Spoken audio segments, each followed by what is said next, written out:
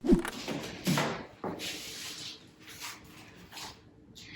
everyone, it's Julia, and today I would like to talk about the P-series and the comparison test and how you can use these two tests to determine whether a series is convergent or divergent. So I'm going to start off with the P-series first, and so if we have the series 1 over n to the power p, then when p is smaller or equal to 1,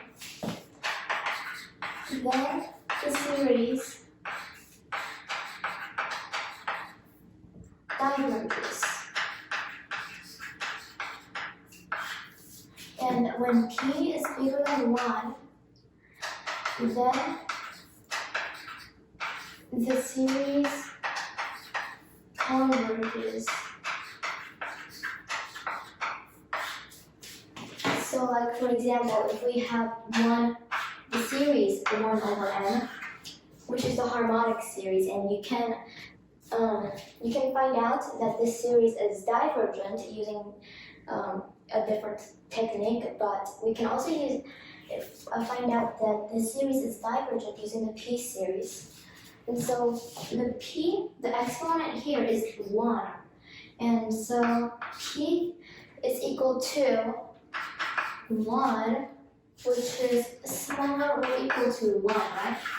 And this is that when p is smaller or equal to 1, then the series is divergent. And so this series is divergent.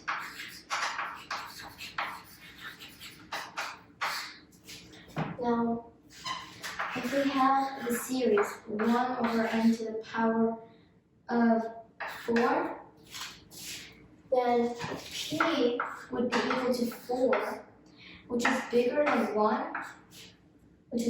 1, and so the series, and it says that here when p is bigger than 1, the series converges, and so this series here is convergent.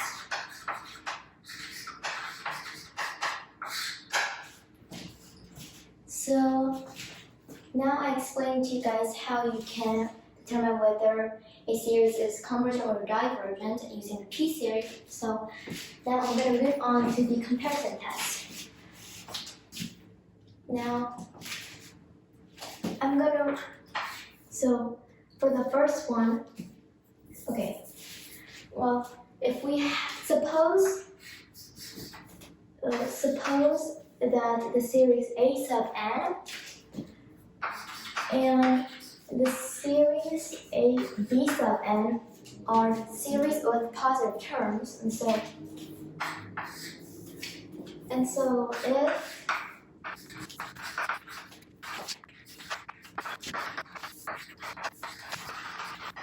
So here we have if the series b sub n is convergent and the series b sub n is smaller or equal to the series a sub n, then the series a sub n must also converge because it's supposed to be the other way.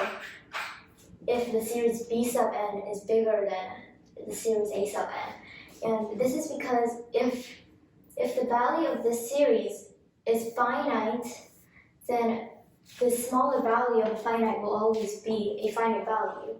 So the series a sub n must also converge.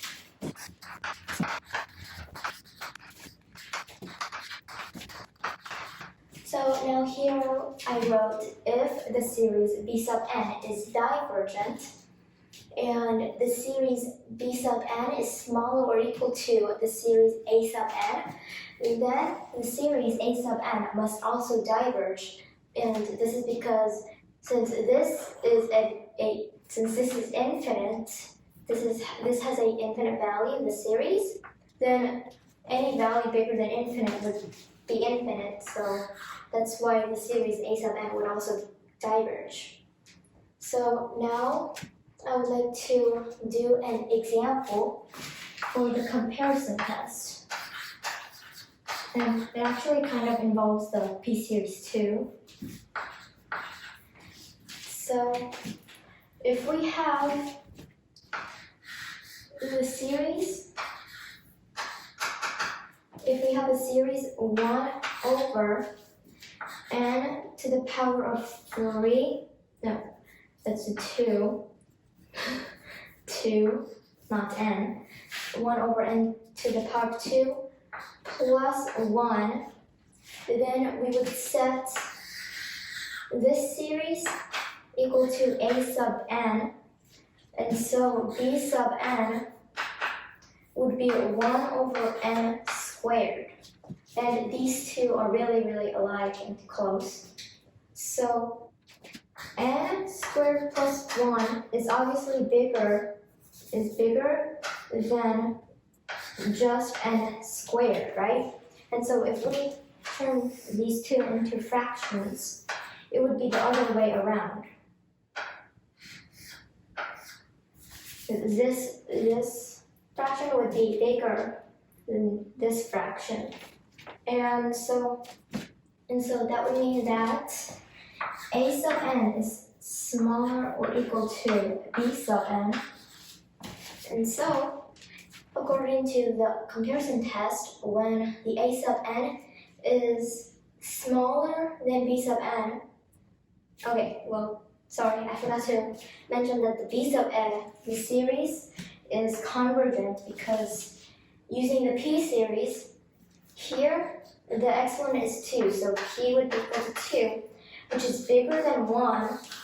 And in the p series, it says that when p is bigger than 1, then the series converges.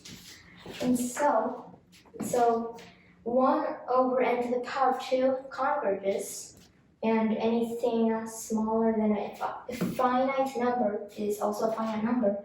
So, in conclusion, this series 1 over n squared plus 1 is also convergent. So, in this video, I explained to you guys the p-series and the comparison test, and I also did an example for the comparison test, which also involves p-series. So I hope you guys learned something from this video. So I hope you guys have a great day. Bye.